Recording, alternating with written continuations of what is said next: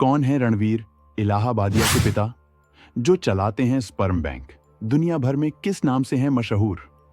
आइए इन सारे सवालों के जवाब जानते हैं। यूट्यूबर रणवीर इलाहाबादिया अपनी विवादित टिप्पणी के बाद चर्चा में है। और ये विवादित टिप्पणी क्या है? आइए जानते हैं इन सारे सवालों के जवाब। तो शुरू करते हैं विवादित टिप्पणी से। 31 वर्षीय रणवीर इलाहाबादिया बियर बाइसेप्स नाम से भी मशहूर हैं। बियर बाइसेप्स पॉडकास्ट के लिए जाने जाने वाले लोकप्रिय social media star Ranveer Allahbadia समय रैना के शो इंडिया गॉट लेटेंट में एक आपत्तिजनक सवाल पूछने के कारण विवादों में घिर गए हैं।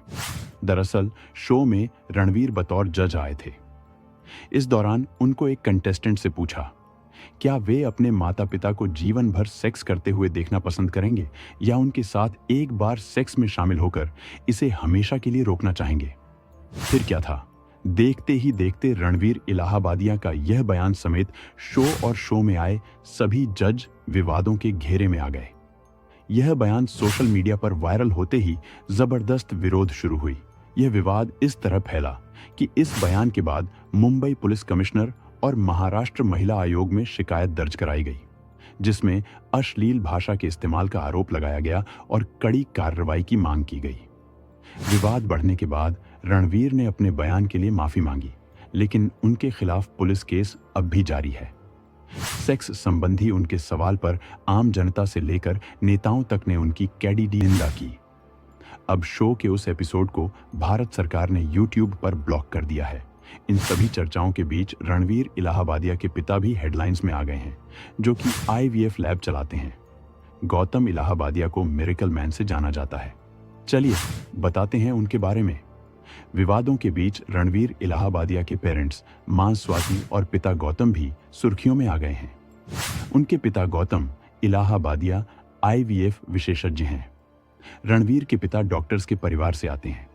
उनकी वेबसाइट की माने तो वो मिरेकल मैन के नाम से भी फेमस हैं। उन्हें भारत में पहली ट्रांस एथनिक सरोगेसी और समलैंगिक जोड़े के लिए पहली प्रेगनेंसी कराने के लिए भी जाना जाता है। गौतम को लेकर बताया जाता है कि वो भले ही डॉक्टर्स के परिवार से आते हैं, लेकिन एक समय पर वो कलाकार बनना चाहते थे, लेकिन बाद में अपनी बिल्डिंग के गैरेज में एक छोटा सा क्लिनिक और लैब शुरू किया, जहां वो सीमेन प्रोसेसिंग करते थे। बाद में रणवीर के पिता ने रोटुंडा नाम से एक IVF सेंटर शुरू किया। उन्होंने इस पर कई किताबें और पेपर भी लिखे हैं। इसके लिए कई पुरस्कार भी जीते हैं। इसके साथ ही अगर गौतम इलाहाबादिया के स्पर्म बैंक खोलने के पीछे की कहानी की बात की जाए, तो उन्होंने अपनी वेबसाइट पर अपने एक बयान का जिक्र किया गया है, जिसमें उन्होंने बताया था कि साल 1996 में उन्होंने स्पर्म बैंक खोला था और तब उनके पेरेंट्स इसके खिलाफ थे। उनके पेरेंट्स का सपोर्ट नहीं था। उन्होंने स्पर्म बैंक खोलने के पीछे के स्ट्रगल के बारे में बताया है कि उन्होंने इसकी शुरुआत बैंक लोन से की थी। लोग उनके खिलाफ थे और काफी आलोचना का सामना करना पड़ा था। लोग उनको नीचा दिखाते थे क्योंकि वो लोगों का स्पर्म इकट्ठा करते थे। लेकिन उनका मानना है कि पिछले कुछ सालों में कुछ चीजें बदली हैं।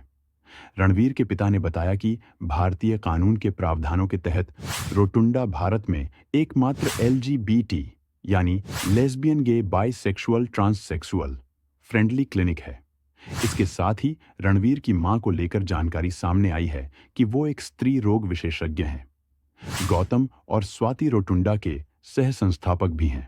गौरतलब है कि शो इंडियाज गॉट लेटेंट में रणवीर इलाहाबादिया के बोल्ड कमेंट के बाद मामला काफी गर्मा गया। पुलिस मामले में पूछताछ कर रही है। शो के वीडियोज को भी यूट्यूब से हटा दिया गया है।